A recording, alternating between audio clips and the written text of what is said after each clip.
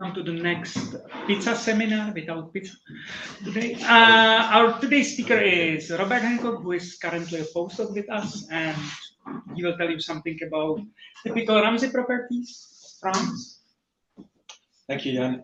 Yeah, thanks everyone for letting me speak today. So I think quite a lot of you here were at the workshop that was in September. So this is a similar topic to what I spoke about then, but I'll go through stuff carefully and slowly. And if you have any questions at any point, please don't hesitate to ask, because there's got a lot of definitions in here which may not be that familiar to those with more of a background in theoretical computer compared to extreme combinatorics. Okay, so this is joint work with Andrea Freschi and Andrew Treglan, and it's about a Ramsey question in a random setting.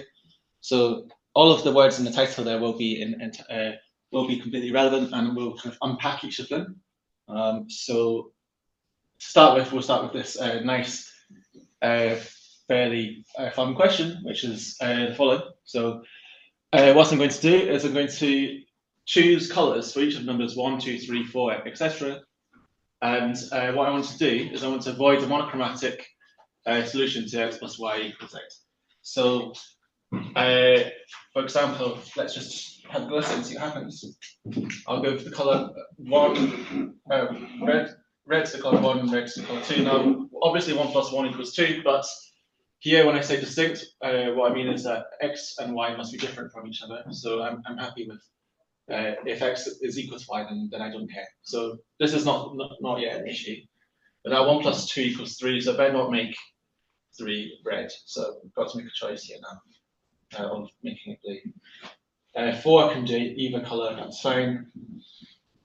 5 and what else, that's still fine. Let's go red. Now 6 I can't make red because I've got 1 plus 5 here, and I'm okay with blue. 7 I think is okay. Oh no, 7 now I'm starting. We've got 2 plus 5 here and 3 plus 4 here. So I can't manage for 7. So I didn't get too far. Maybe it was a bad choice. I think 9 is maybe the best you can do if you choose things a bit more optimally. Obviously, it's not. This isn't particularly good. So maybe I need more colours. Maybe if I have lots of different colours, then this would become an easier question. Turns out the answer is no, because Scher's theorem from more than 100 years ago says that no matter how many colours you have, so R is the number of colours here, if I make n sufficiently large, then however I get R colour, the number is 1 up to n. So any colouring whatsoever will always get a monochromatic solution to x plus y equals z. So obviously n becomes larger and larger as the number of colours R increases, the kind of minimum n that you need here. But nevertheless, you do always end up failing. So this is the property which I'm going to call being partition regular. So if I take a matrix A, I'm just going to use the matrix A to give my system with linear equations AX equals 0. So the example I just saw is x plus y equals z. That can be described by the matrix A equals 1, 1, minus 1. Because then the solutions to AX equals 0 correspond precisely to x plus y equals z. So this is an example of a partition regular matrix, and this property of being partition regular is precisely the description that we just saw. It means that if no matter how many colors I use, if I make n sufficiently large, then however I R-color the numbers 1 up to n, I'll find the monochromatic solution to my system. And now another example, A equals 1, minus 2, 1. So in this case, this is saying x minus 2y plus z equals 0. I can obviously change the order of these terms here, and this is x plus y equals 2z. Or I can just think of it. This is an arithmetic progression. I've done nothing. Thank you. And that doesn't even make it necessarily easier to see. But anyway, the point is that we have an arithmetic progression, for example, 4, 8, 12. So the solutions to this equation precisely correspond to 3-term arithmetic progressions. So this also turns out to be partition regular, and that was just using a 3-term arithmetic progression. Actually, Van de Verden showed that if you make take the matrix which corresponds to solutions to so that solutions correspond precisely to k-term arithmetic progressions, and then this matrix is partition regular. And then a few years later, finally, Rado classified all matrices A which are partition regular. So he gave a full classification, and there's a property which isn't too difficult to check, given you choose whatever A you like, and then you can check fairly quickly whether it has this property or not. So this is a full characterization, so this problem has been fully solved. Now, so that's the first, that's kind of the Ramsey definition that's within this title here. So that's one word down. Still lots of words to go here. Prime and abelian groups, maybe that'll come next. So I was looking at the numbers 1 up to n there, and now I'm going to ask what happens if I replace the numbers 1 up to n by some other structure. So x here could be prime numbers, the prime numbers, or it could be a sequence of finite abelian groups, or whatever you like. Just something where there's some arithmetic structure going on underneath. Okay, so let's look at a couple of examples now. So I'll just introduce a tiny bit more notation for it so this makes sense. Xn will be my sequence of sets, it should be of increasing order. So previously xn was just the numbers 1 up to n. It could be something else. And now I can call a pair xn and a partition regular if I have this property that I had before, and I'm putting xn in the brackets there to indicate that I care about what this xn is. So you'll notice there's some color coordination going on here, which doesn't correspond to choosing colors like this. What's going on in the slides here is that in blue I will always have the underlying set which I'm looking for solutions in. And in red, I will always have the system of linear equations, or the matrix, so the matrix A here. So that's what's going on here. Okay, and an example. So these guys proved a full characterization for the following case. So if you take a finite field f, and you look at, you want to look at when f to the power of n has the partition regular, is partition regular for a particular matrix A, they characterize precisely which matrices satisfy that condition. A couple of things to note here. So first of all, you'll see I've excluded the number 0 here. So if I include 0, then just 0 by itself is always going to be a solution. So this is a kind of trivial case. So whatever color I give it, then it's immediately a solution. So it's like if I had numbers 1 up to n, if I threw in the number 0, so I had the number 0 up to 0, 1, 2 up to n, then that would have made my problem less interesting. I need to exclude the 0 element here. Yes? So now we are not in the distinct case, now can be. Yes. Yeah. And so now,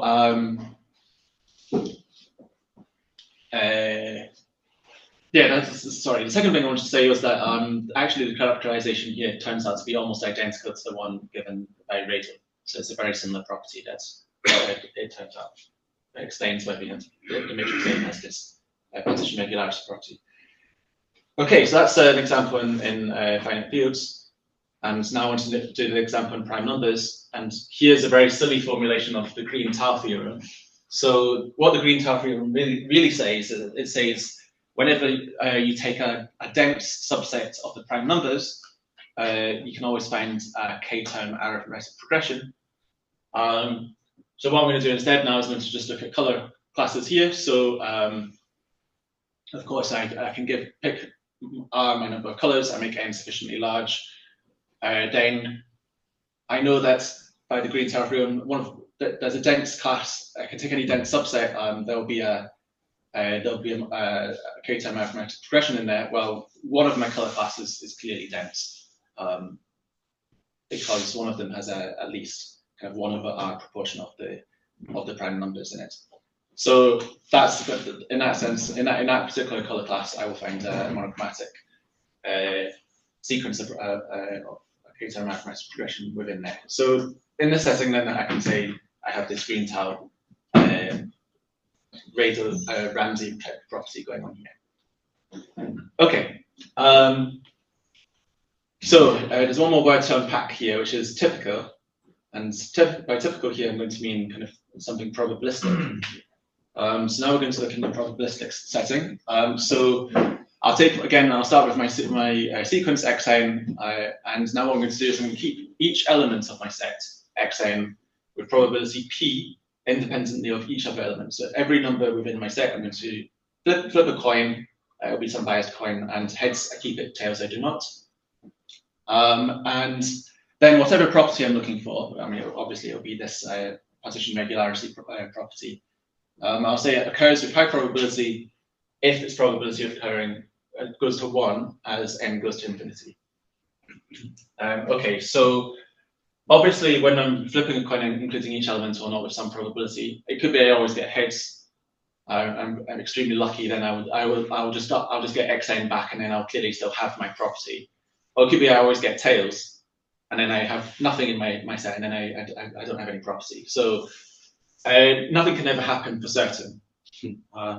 So the next best thing we can say is that something happens with high probability. It means that basically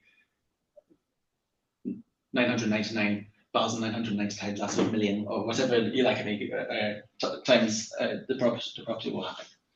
Okay, so the kind of key concept now is the threshold function. So I'll draw a picture of this. This is an easier way to explain. I've got it written in words here as well. So it's just a function, so it's t of n, where if the probability p satisfies that p divided by t of n goes to infinity, then xnp has the property with high probability. And if it goes to 0, then with high probability, it does not have the property.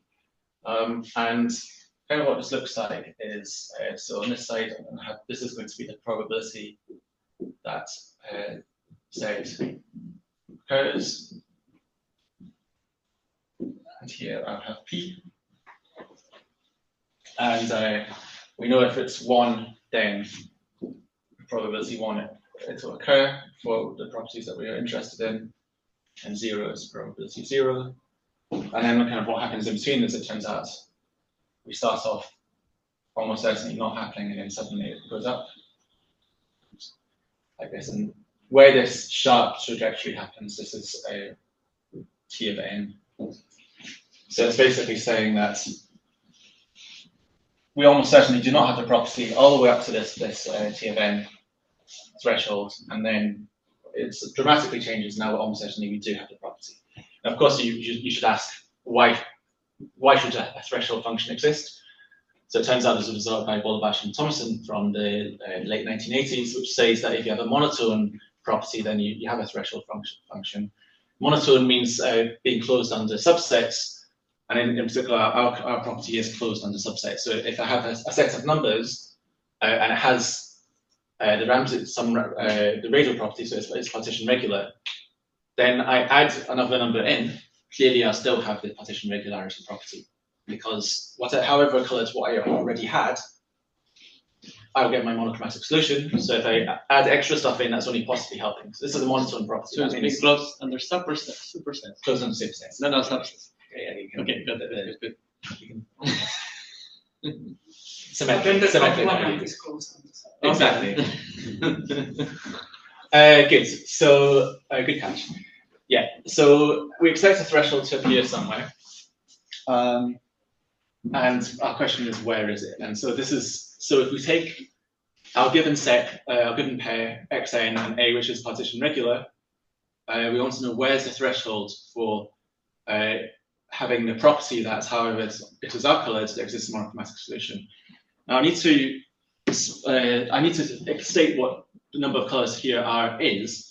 If you think about it for a second, we need to do that in order for the question to make sense. Because, for example, if I have some set x and say that I can, however I two-color this, I'll get a monochromatic solution. But suppose that there exists some element such that if I delete this element, now there exists a two-coloring of this, which does not produce a monochromatic solution. Now, so this is saying, okay, this is kind of on the threshold for 2 colors.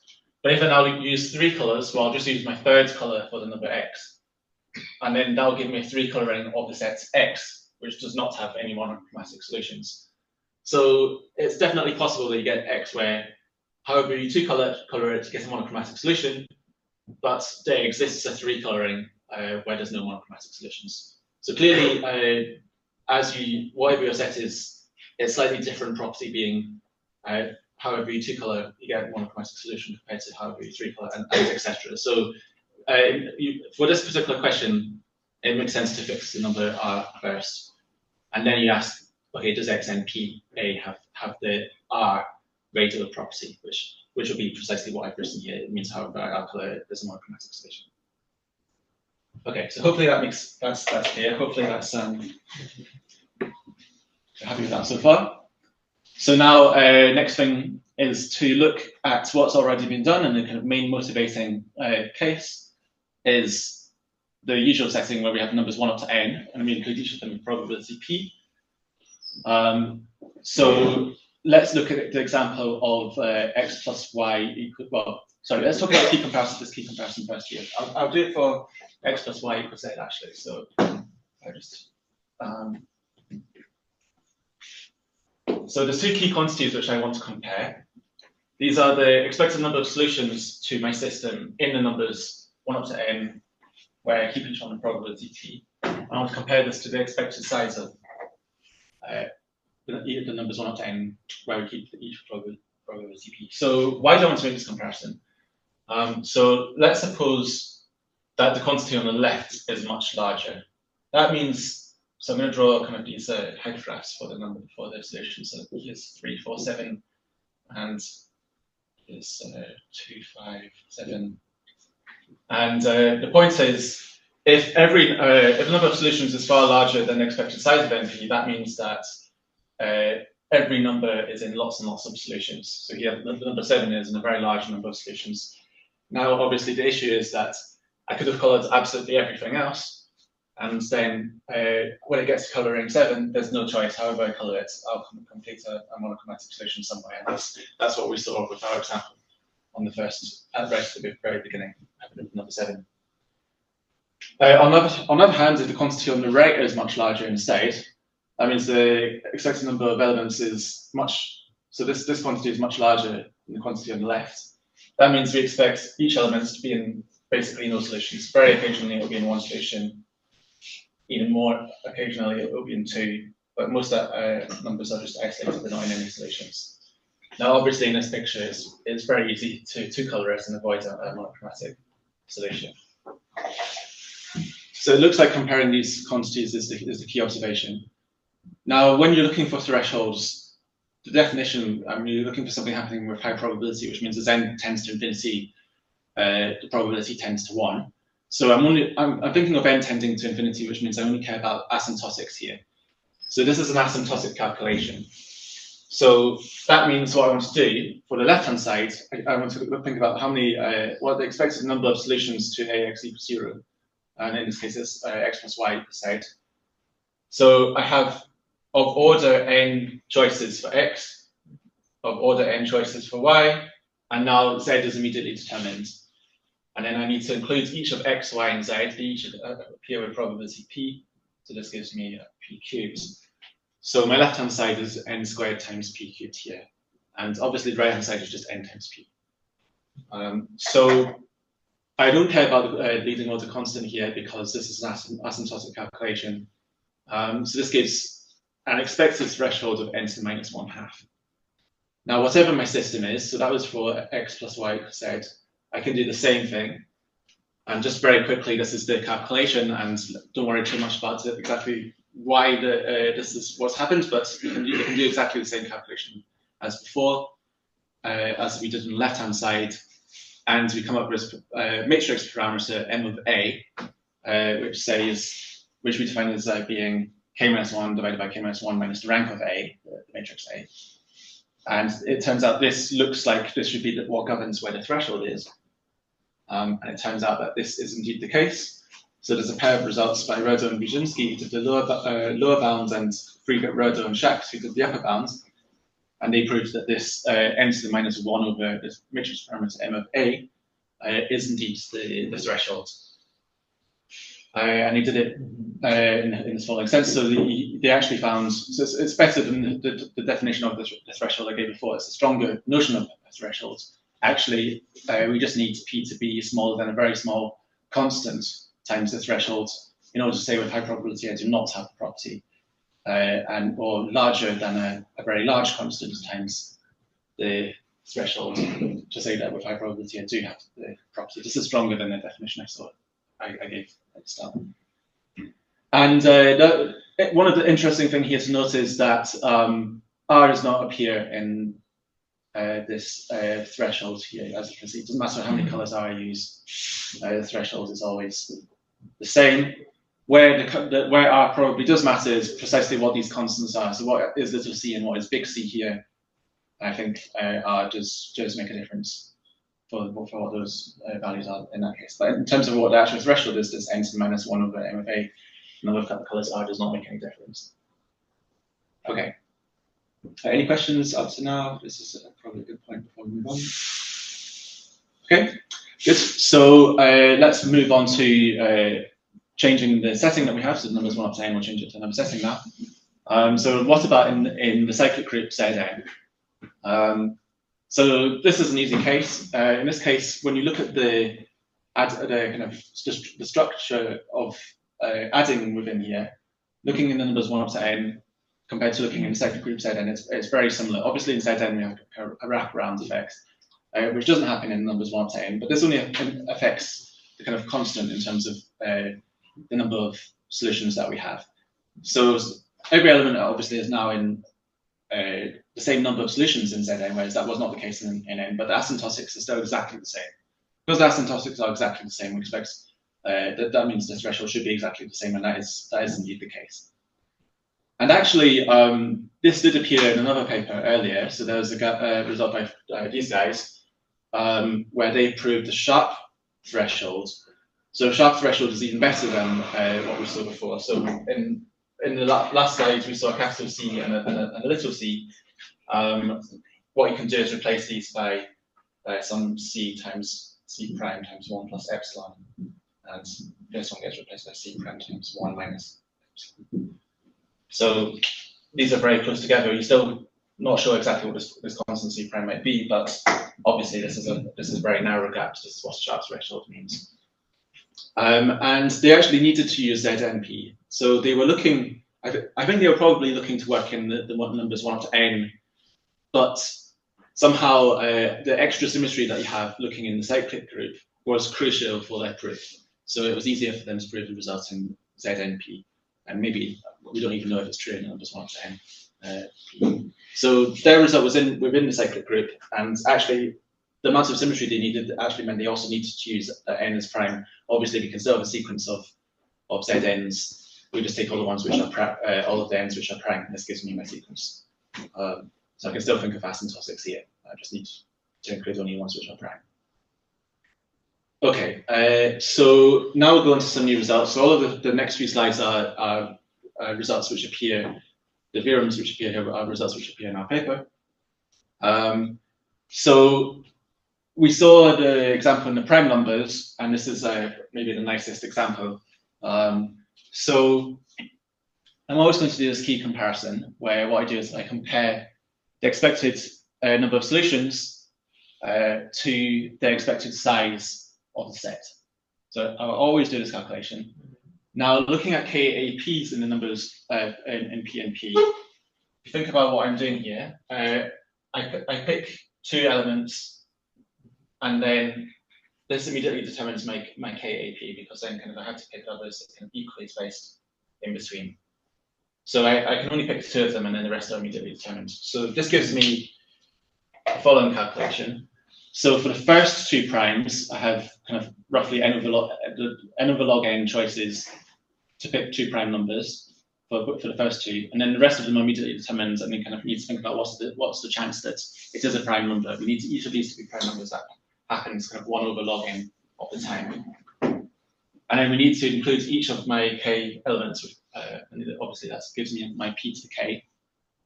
And now I compare this to the expected size of p and p. Again, we have n over log n as the kind of proportion of numbers which are prime numbers in the numbers 1 up to n. and we have to multiply that by p. And then we solve that, and that gives my expected threshold, and that is indeed where our threshold lies. So this is the first theorem which we proved. This is the threshold, and we prove it in the sense that Friedgut, Rado, and Schacht, and Rödl and Ruciński proved. So we have these constants, big C and little c. And yeah, and again, it doesn't depend on R. So this is a nice fact, but it does depend on K. So this is a K-term arithmetic progression. We do actually the length of the sequence that you want to look for here does make a difference. It does appear in the threshold here. Okay, so that's our nice first example. Now we'll move on to another example. So we look in the lattice. So previously we looked at numbers 1 up to n. Now we can look. You can just think of a d-dimensional lattice of numbers, and now we do this expected. We do these expectations exactly the same calculation as before. So this gives our second theorem, which is we just take A, which is partition regular from the original setting that we had, which is the numbers 1 up to n, and then the threshold is n to the d to the minus 1 over m of a.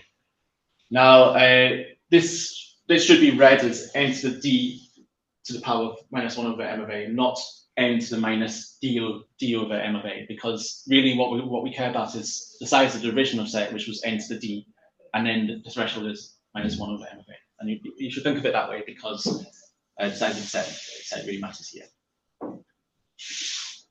But yeah, it's the same behavior as before, so it's in some sense not any different from the original setting. So in that sense, maybe this example wasn't particularly exciting. So let's do a more exciting one. So I'm going to look at 2x plus 2y plus 2z. Now, of course, if I write an equation like that, the first thing you think is divide by 2, come on. And it's x plus y plus z and z. Well, that's not the case in z4 to the n, obviously. So we're looking in the cyclic group z4 taken to the power of n. Now let's think about what happens in this calculation. So I pick x, y, and z. So I have 4 to the n choices for x, 4 to the n choices for y. Now, how many choices for z do I have? It's not just one, is it? So when you look in each coordinate, you look to solve. So we have zi equals 2x plus 2yi, and this is all taken mod 4. So think about this for a second. This has 2 solutions, not 1. So this gives 2 to the n choices for z. Okay. So that gives me what my expected threshold is, and that indeed turns out to be the answer. So we have the size of the set, which is 4 to the n, and this threshold is minus 3/4 in this case. So this is nice because this looks different from our previous result. If you had x plus y plus z, then the exponent we saw was minus 1/2, but now it's minus 3/4 instead.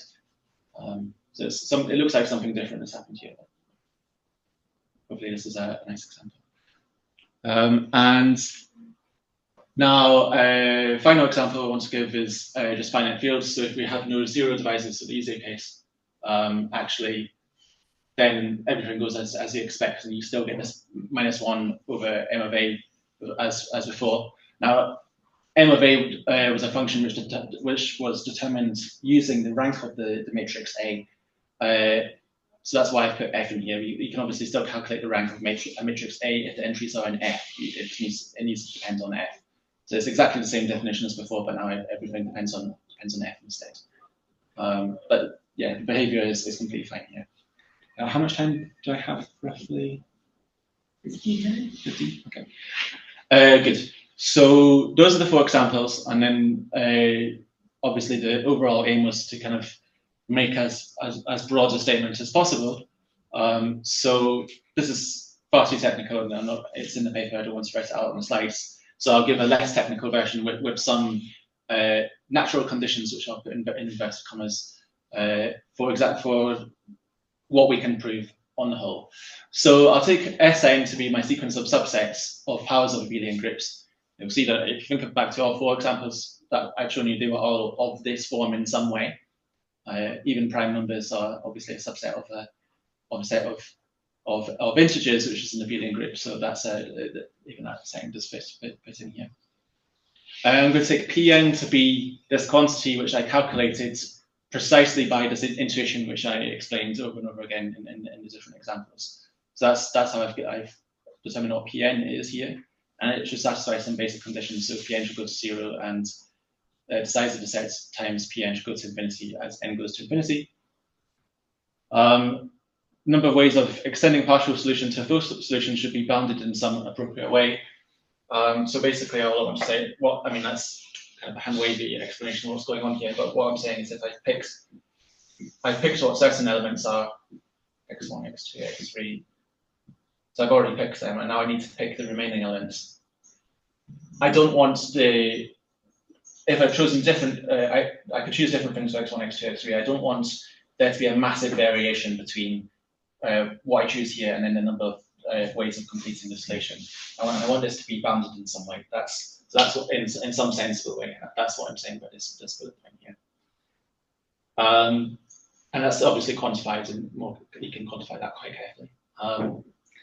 And then the next bullet point is a simplification of one of the statements that we have in our main result, which is deleting 2 columns of the matrix A does not decrease its rank. Now let's this is a kind of simplification of, as I said, but just to think of what happens if that is not the case. So let's give a stupid example. Let's suppose I just have x equals 2y, and I'm just looking in the numbers 1 up to n. Now, this is the matrix 1 minus 2. It has rank 1. If I delete 2 columns, then I get nothing at all, so I definitely decrease the rank. Okay, so this does not satisfy this property on the board there. Now, actually, in this case, we're not even partition regular, and this was kind of what goes on here. So, do I have partition regularity here? Well, it's just saying that a number must not be the same color as its double, so I can put 1 in red, 2 in blue, and keep on going.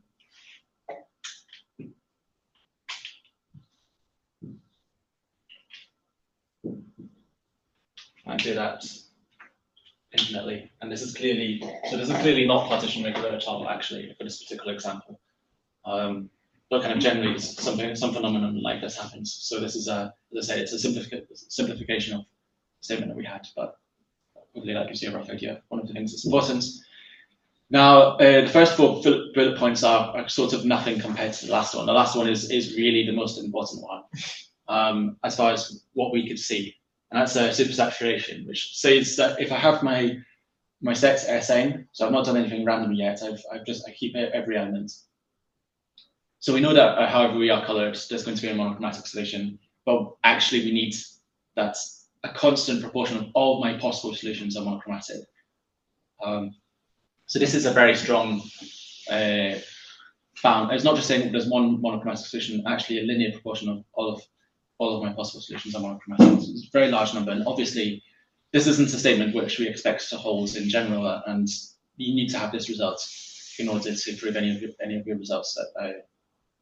In order to prove, it turns out you need this result in order to prove our framework relies on having supersaturation. So there's kind of independent papers proving supersaturation type results. So looking at the numbers 1 up to n and your partition regular matrix A, there's a paper which proves this property, which obviously is then used in the first result which I showed. And yeah, we prove our own supersaturation result for the lattice. So for n to the power d, we come up with our own supersaturation in that case. Most of the other cases we already have supersaturation. Okay. Good. So now let's go on to this nice example of 2x plus 2y equals 2z in the second group, z4 to the n. I'll try and explain a little bit more what's going on there, because I think this is quite a nice example. So this is a bit more intuition. So it gets a tiny bit more technical now. So, but this is kind of just the time we have at the end. So in this calculation where we looked at the expected number of solutions we have this quantity n to the power of k minus the rank of A. So this appeared as this is kind of the number of solutions that I have. Now, where does this come from? How do we get this quantity? Well, we use the rank nullity theorem. So if G is a principal ideal domain or a field, so just think of the integers, that's your favorite one of either of them. And A is an L by K matrix. So I'm going to take a function which goes from G to the power of K going to G to the power of L by mapping X to B if A times X equals B. Now we just have the rank and the nullity of these two quantities, which are defined by basic linear algebra, which hopefully most of us have seen. And we know that rank plus nullity is equal to K. And it turns out then if you have a sensibly defined finite subset X, which is what we had, the numbers what I'm saying is kind of sensibly defined, then the number of solutions is of order S to the power of the nullity of f of A. Now remember, nullity is the stuff which maps to 0. So if AX equals 0, that is precisely one of our solutions. So that is the quantity that we want to count. So that gives us, that's where our S to the power of K minus rank of A appears from in this case. Okay? So again, this was an asymptotic calculation, so you needed something sensible to happen with the subset S here. So this is linear algebra from undergraduate courses, which hopefully most of us have seen. Now, there's some group theory coming up, which in the next slide, which I was very happy with appearing in this paper, because I did quite a lot of group theory in my undergraduate, and then didn't see any at all for basically 10 years of doing research in combinatorics. And then we worked on this, and then suddenly it appeared again. And it turns out to solve save the day, which we're very happy with. So it's the first isomorphism theorem. If you've done algebra, then you'll know what this is. If you haven't, don't worry too much. It's basically rank nullity in groups. And so we have a function f of A, which exactly the same thing. It goes from my group G to the power of K, maps it to the group G to the power of L. And it does the same thing, maps X to B if AX is equal to B. The first isomorphism theorem says that there's two groups, G to the power of K divided by the kernel of the image, and this is, sorry, the kernel of the function, and this is an isomorphic group to the image of my function. Okay, don't worry about that if you've not seen much algebra, but the nice thing is this, it gives us something which looks like rank nullity. And then if you define everything appropriately, you get a rank nullity theorem for groups. So I'm just thinking obviously I need G to be a finite group here, so that I can take a logarithm base G, size of G. But this, now we count the number of solutions to AX equals 0 in G. This time I get precisely equality here. It's not just the order of this number, it's actually precisely this quantity. So I get the number of solutions I get is exactly G to the power of K minus the rank of G of A. Okay, so this is exactly what's going on, and this means we can define this M of A for a group G as well, based on this rank, which is base G of A. And now we look back to this example that we saw. The rank of this matrix is 1/2.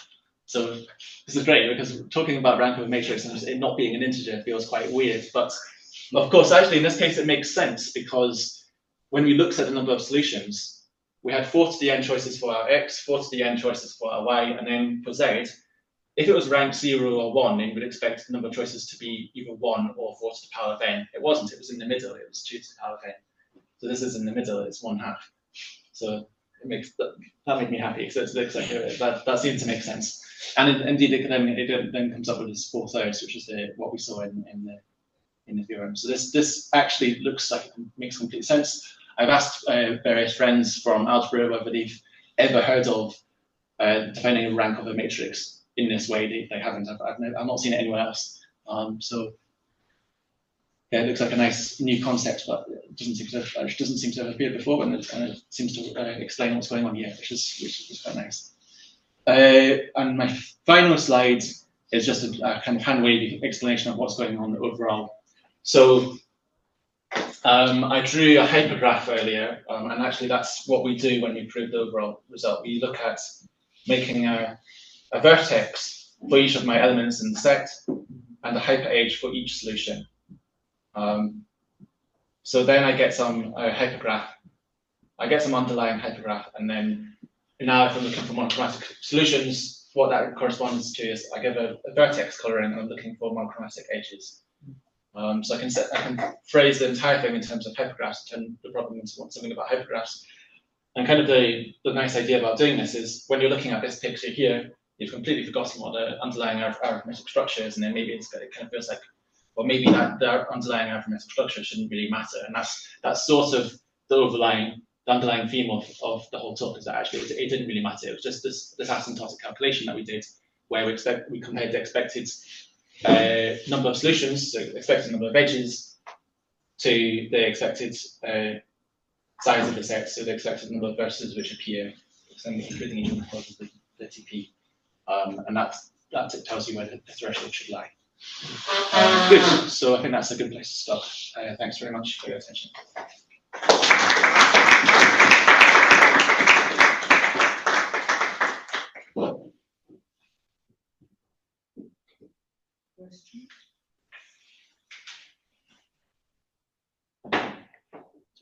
You don't outsource any results from standard Ramsey theory, or it looks like it's all done by hand. Yeah, I mean, I guess if you want to ask this original question, when are you partition regular or not, there's lots of questions about this.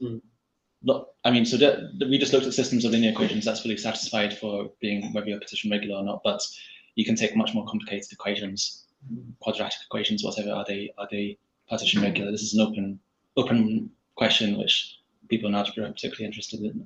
But it's obviously Ramsey theory type question, which is interesting. You can obviously also ask, how large do you need to make n, so that you have your Ramsey property for whatever it is. So the most famous example, Van der Waerden, the result where he said, however you are color, if n is sufficiently large, however you are color, you have a k-term mathematical progression all of one color. Precisely how large you need to make n, this gives you a Van der Waerden number, which is like the Ramsey numbers, also incredibly well-studied open question to determine exactly what these numbers are. And so this is I'd say, definitely related. Obviously, there's nothing probabilistic going on anymore, but this is nevertheless an important question which people are interested in.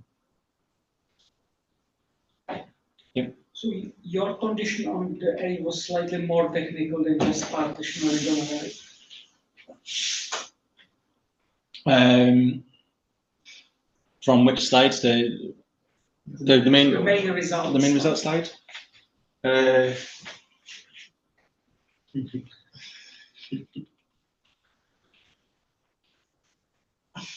you just talking about any of the conditions in there?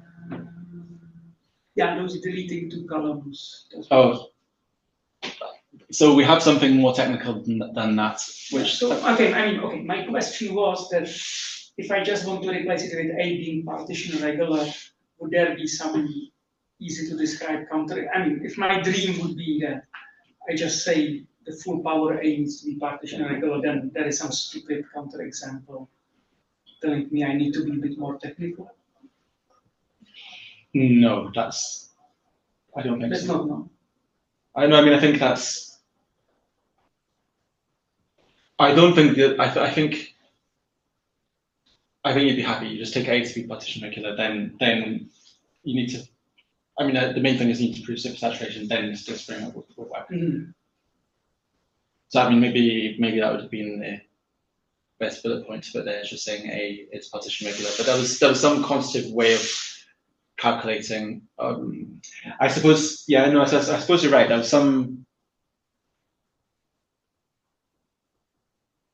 there's some asymptotics which needed to work for our zero statement, and I think so. Like for the lower bounds, I think we could come up with examples where we had A, which was partition regular, had supersaturation, but we could not get a threshold because it failed the condition that we had in this place here. So actually, no, there's a statement that was, it feels redundant. It feels like it shouldn't be there. This condition shouldn't need to be there. but our method isn't strong enough, just because of the way our argument works. So yeah, sorry, that's the correct answer.